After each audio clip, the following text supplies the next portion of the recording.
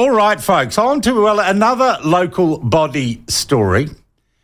And the more I look at this story, and I said to you guys last week, it seemed curious, it seemed horribly political, and something didn't smell right about it. But I can tell you, and once again, let's go to see how legacy media are recovering this. Embattled Invercargill Mayor says he will continue speaking out.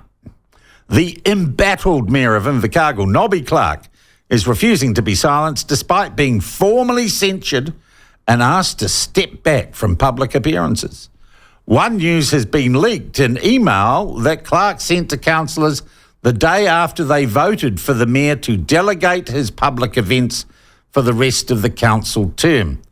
The meeting was called after a code of conduct complaint against Clark due to his behaviour at a United Fire Brigades Association function. He allegedly referred to volunteer firefighters as second-class citizens, attacked the MC, and I think that means Master of Ceremonies, on her appearance, and falsely implied that she was having an affair with the association's president. Clark wrote that he was disappointed by this process and he wanted to reiterate that I am not resigning. Well, no, there's that, and then there's the Guy Williams N-word comments. And, geez, I'm so tempted in the context of a news story to actually use the full N-word.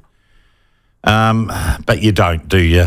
You don't, even if it's journalistically covering something. But we are joined now by still the Mayor of Invercargill, Nobby Clark. Nobby, thank you for joining us, mate. You must have had a bit of a torrid few days.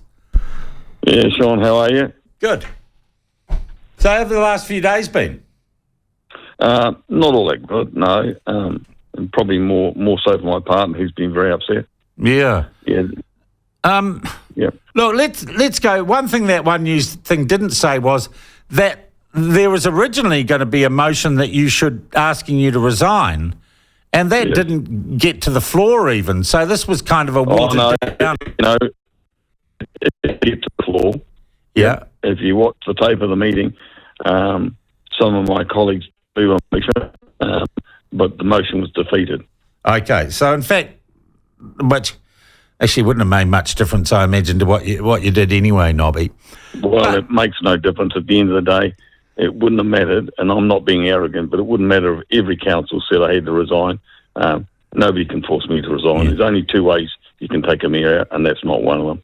Yeah. Well, Nobby, also other groups have now called for recall elections, it would seem to me, so you could be gotten rid of. I argued last week, I said, the great thing about democracy is you vote someone in, and if they don't work out, it's like, use nappies. They start to smell, you can always change them the next time, can't you?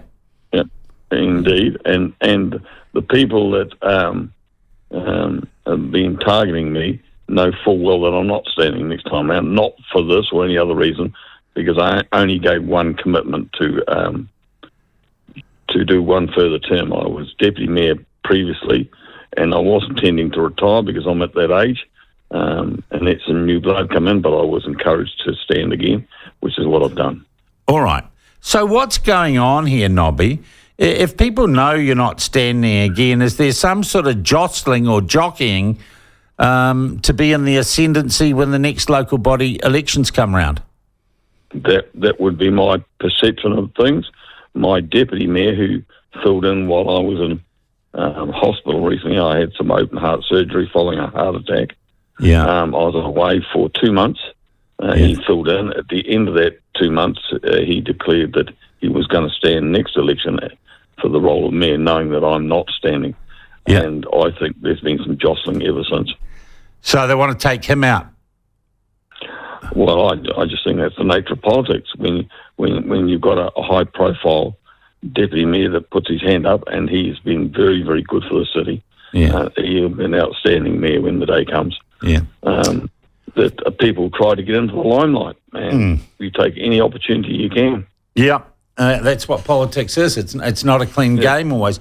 Nobby, a lot of this was based around this local government. Is it a local government New Zealand investigation? This code of conduct investigation. Nothing to do with the local government. So we had the complaint written in by the United Fire Brigade Association about that they were offended on some of the lines that you've already raised. The issue for me is not the fact that they have a right to complain. They do.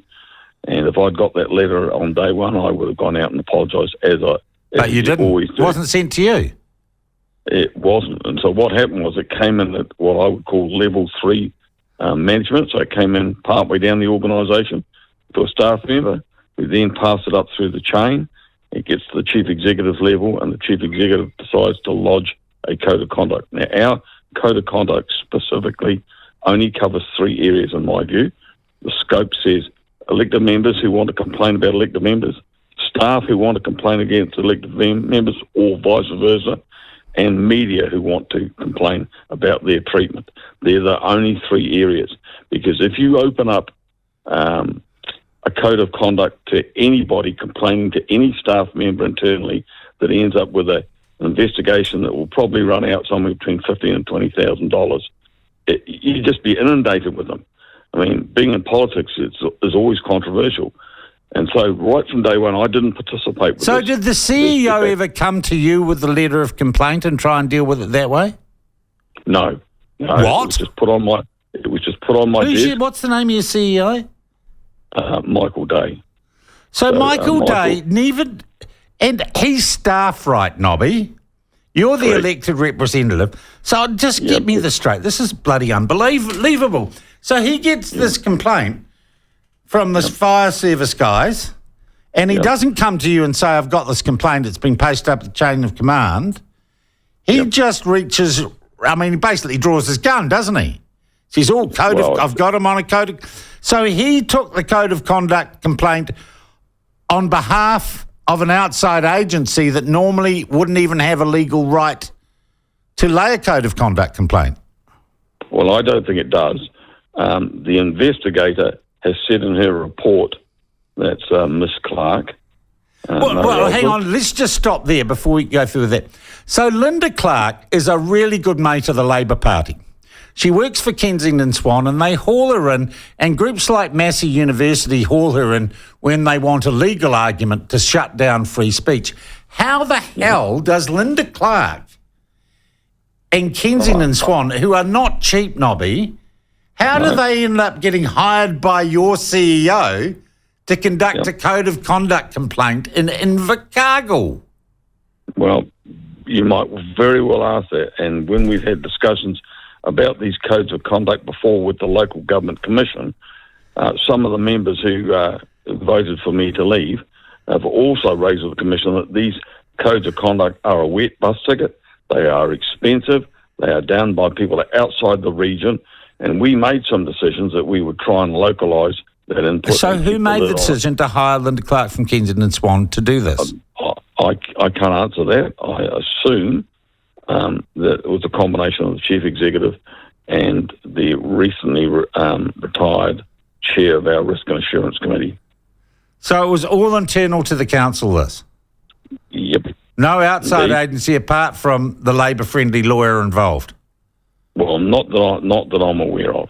So I didn't. I'm sorry, that's bloody weird, Nobby.